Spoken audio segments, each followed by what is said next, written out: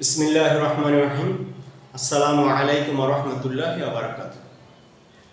চিত্রে এ এবং বি দুটি নৌকার ঘাট। এ ঘাট থেকে একজন মাঝি সোজাসুজি বি ঘাটে পৌঁছতে চায়। তার নৌকার বেগ 12 কিলোমিটার পার আওয়ার এবং স্রোতের বেগ 6 কিলোমিটার পার আওয়ার। এখন প্রশ্ন হলো, মাঝি স্রোত তথা ভূমির সাথে কত ডিগ্রি কোণ উৎপন্ন করে যাত্রা আরম্ভ করলে সে সোজাসুজি বি ঘাটে পৌঁছতে পারবে। মনে করি মাঝি স্রোত তথা ভূমির সাথে আলফা ডিগ্রি কোণ তৈরি করে যাত্রা আরম্ভ করলে সোজাসুজি বি ঘাটে পৌঁছতে পারবে। এখন নৌকা যে বেগে ছুটবে অর্থাৎ 12 কিলোমিটার পার আওয়ার, সেই বেগেরই দুইটা উপ অংশ তৈরি হবে। একটা উপ অংশ সোজাসুজি বি ঘাটে পৌঁছার জন্য ব্যবহৃত হবে, আর একটা উপ অংশ স্রোতের বেগকে নাকচ করার জন্য ব্যবহৃত হবে। বেগের যে উপ অংশ সোজাসুজি বি ঘাটে যাওয়ার জন্য ব্যবহৃত হবে, সেই উপ অংশটা হলো আর সাইন 90 ডিগ্রি। তার কারণ আমরা জানি অতিভুজ লম্বের সাথে যে কোণ তৈরি করে আমরা সেটাকে সাইন থিটা হিসাবে জানি, এবং যেহেতু তা লম্বালম্বি ভাবে আছে এই জন্য সেই থিটার মান হবে 90 ডিগ্রি।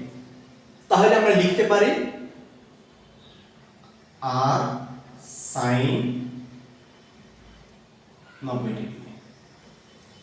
এটা হলো তার সোজাসুজি বি ঘাটে পৌঁছার জন্য যে লব্ধি বেগ, তার উপ অংশের মান।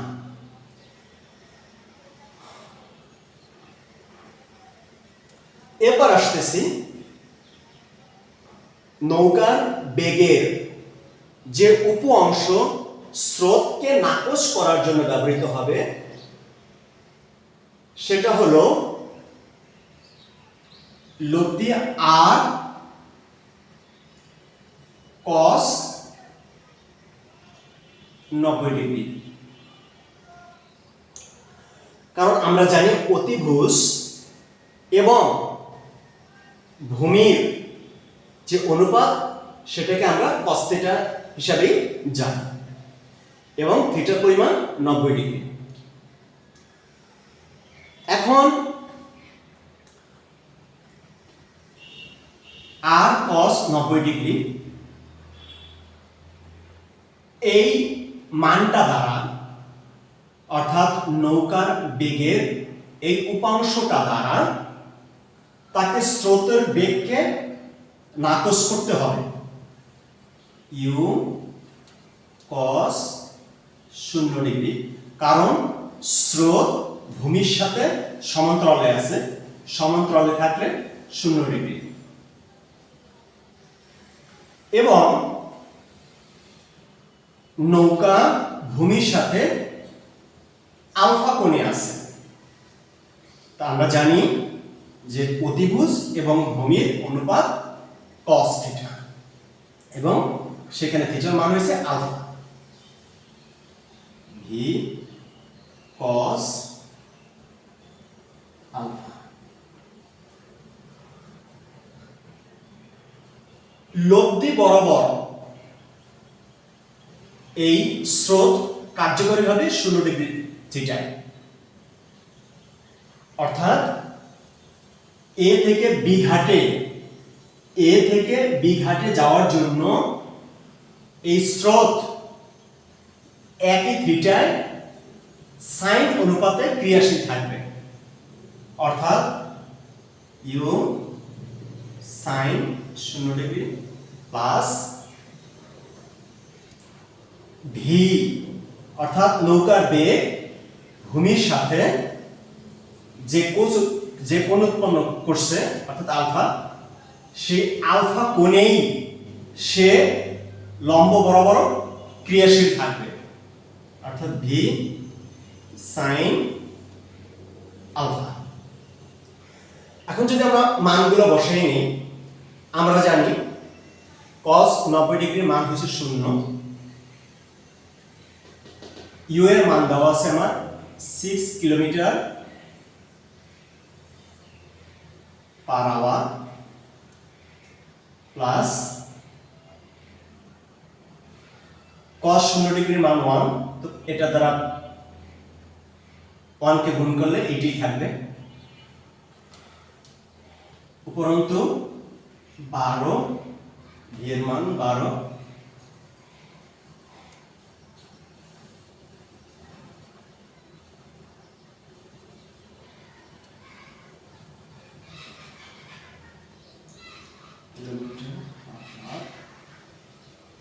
cos আলফা জায়গায় cos আলফা থাকবে।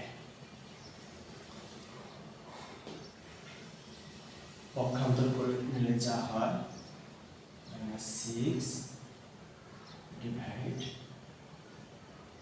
12 সমান cos আলফা।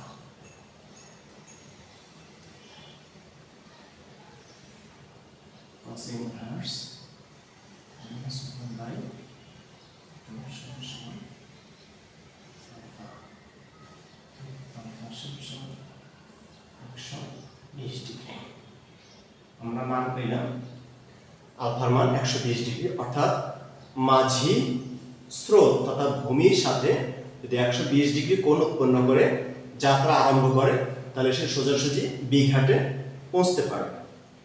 এখন আমরা দেখব যে মাঝি কত বেগ নিয়ে বি ঘাটে পৌঁছল, অর্থাৎ তার বেগের কত অংশ সোজাসুজি পার হওয়ার জন্য ব্যবহৃত হলো।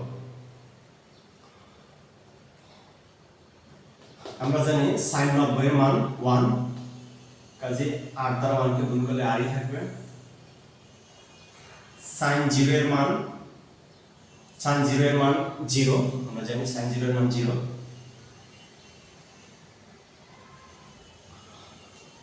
তো কাজে এই অংশটা পুরোটাই শূন্য হয়ে যাবে, আমি আর লিখলাম না। অবশিষ্ট রইল শুধুমাত্র 12 sin আলফা। sin আলফার মান আমরা পাইলাম 120 ডিগ্রি, 12 গুণন sin আলফার মান হইছে √3/2, তো sin 120 ডিগ্রি মান আছে √3/2।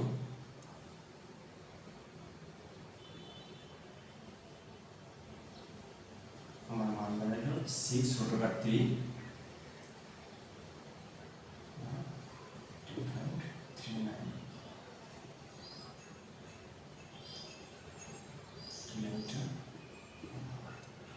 অর্থাৎ মাঝির প্রদত্ত বেগ ছিল 12 কিলোমিটার পার আওয়ার, তার 10.39 কিলোমিটার পার আওয়ার এই বেগটা সোজাসুজি বি ঘাটে যাওয়ার জন্য ব্যবহৃত হবে, এবং বাকি অবশিষ্টাংশ যে বেগটা, সেই বেগটা তার স্রোতের বেগকে নাকচ করার জন্য ব্যবহৃত হবে।